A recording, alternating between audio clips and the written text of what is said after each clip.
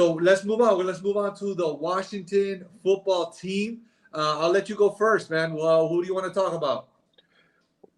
Man, I'm gonna go ahead and talk about JD McKissic, man, because we were talking about this guy previously, and when we had this whole Gibson discussion about the would you rather, he came up because he's a baller. He had 5 receptions for 83 yards. He had a reception for 56 yards. That was really impressive, and he took over at the end of the game. He was everywhere. He's not going anywhere. It seems like to me, since Taylor Heinicke's gonna be QB now, there's gonna be dump offs, and he's gonna get a lot of them. So his stock just took a rise when, as opposed to when Fitzpatrick was under center. It kind of went down a little bit, but now you can see the difference. They're using him a lot. He's good in the backfield, and they're not afraid to put him in the game for Gibson. So I just wanted to talk about that. This guy's definitely a flex plug-in.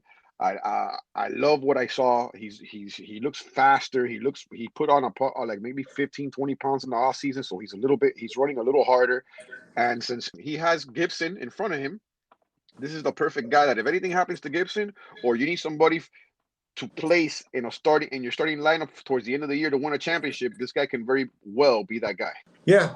I mean, I'm not the biggest fan of JD McKissic in all honesty, but I know that's someone that you like. For me, he's just one of those guys that in one game he can give you, I don't even know, what did he give you guys, like 15, 20 points, 22 points with all those catches, and he got the touchdown.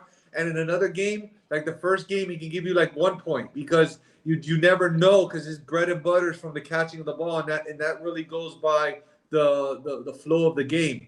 But in a best ball, or if you're in one of those deeper leagues when you're starting 11 players with multiple flexes, that's he's not a guy that I don't mind throwing in there in PPR at all, because like you said, when you're going that deep anyways in rosters and you're going that deep in starting lineups, the pickings are slim as it is, and you have a guy that he can bust, but he can also give you 20 points. And when you're going that deep, that's worth the gamble. So I don't have a problem with McKissic at all.